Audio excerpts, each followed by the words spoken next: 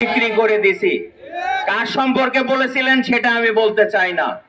আরেকটি কথা বলতে চাই, আপনারা দেখেছেন যখন সারা বাংলাদেশে 4 দলীয় ঐক্য জোটকে বাংলাদেশের স্বাধীনতা সার্বভৌমত্বের মূর্ত প্রতীক হিসেবে গড়ে তোলা হয়েছিল, সেই সময় সারা বাংলাদেশে ইসলামী এবং জাতীয়তাবাদী শক্তির সমন্বয়ে যেই জোট, সেই জোটের নির্বাচনে ঈশ্বরদী আটঘরিয়ার মানুষের কপালে কুড়াল মেরে একজন মানুষ এই ঈশ্বরদীতে আবির্ভূত হয়েছিল, যার পরিপ্রেক্ষিতে 4 দলীয় জোট নিরঙ্কুশ সংখ্যাগরিষ্ঠতা নিয়ে যদিও সরকার গঠন করেছিল, কিন্তু আমরা ছিলাম অভিভাবক হারা।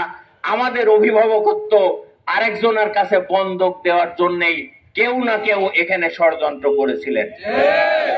আজকেও সেই ষড়যন্ত্রের জাল সারা ঈশ্বরদীতে ব্যাপৃত করার জন্য তারা প্রচেষ্টা চালিয়ে যাচ্ছেন। আমাদের ভাইদের উপরে হামলা করা হয়েছে।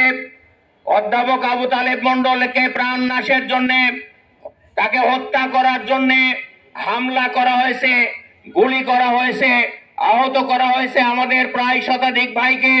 আমাদের 50টি মোটরসাইকেল চুরি করে নিয়েছে, 10টি মোটরসাইকেল অগ্নিসংযোগ করে পোড়ায় দিয়েছে। কারা দিয়েছে তাদের সম্পর্কে সুস্পষ্ট বক্তব্য দেওয়ার পরেও, সুস্পষ্ট কথা বলে দেওয়ার পরেও প্রশাসন সে ব্যাপারে কোনো ভূমিকা নেয় নাই, বরং উল্টা আমাদের আহত ভাইদের নামে প্রশাসন মিথ্যা মামলা রুজু করেছে। এই দৃশ্য আমরা দেখতে চাই না। প্রশাসনের উদ্দেশ্যে একটি কথা বলতে চাই, 15.5 বছর আমরা মামলা দেখেছি। জামাত ইসলামের কোন কর্মীকে মামলার ভয় দেখায় কোনো লাভ নাই। জামাত ইসলামী আন্দোলনের পক্ষে যারা কাজ করে তারা কোনো মামলার ভয় করে না। যাদের কেন্দ্রীয় নেতা ফাঁসির মঞ্চে হাসতে হাসতে উপস্থিত হয়, আল্লাহু আকবার বলে ফাঁসির মঞ্চে উপস্থিত হয়, তাদেরকে আপনি মামলার ভয় দেখাচ্ছেন, তাদেরকে হামলার ভয় দেখাচ্ছেন। একজন নেতার ফাঁসির রায় ঘোষণা করার পরে একদিনে 258 জন মানুষ সারা বাংলাদেশে যেই সংগঠনের জীবন দিয়েছে, সেই সংগঠনকে হত্যা করার ভয় দেখায় আক্রমণ করে, হামলা করে, রক্তপাত করে, আহত করে সেই সংগঠনের গতিপথ রুদ্ধ করার ক্ষমতা ওই হাবিব সাহেব কেন, আরো যদি পাগল ছাগল কিছু থাকে তাদেরকে নিয়ে এসেও তাদের গতি রোধ করতে পারবে না। আমরা ঝঞ্ঝার মতো বিক্ষুব্ধ, আমরা হিমালয়ের মতো অটল থাকি আমাদের আদর্শের উপরে। আজকে আওয়ামী লীগ, কালকে বিএনপি, এরকম ধরনের চরিত্র নিয়ে আমাদের তৈরি হয় নাই।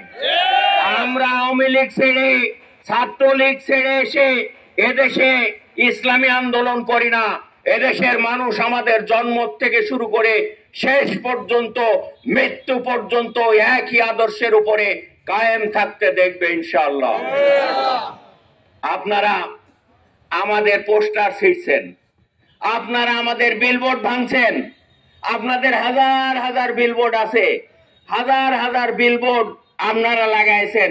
জামাত ইসলামের কোন কর্মী, জামাত ইসলামের কোন সমর্থকও ওইদিক ঘুরেও তাকায় না, কোন বিলবোর্ড ভাঙার চিন্তা করে না।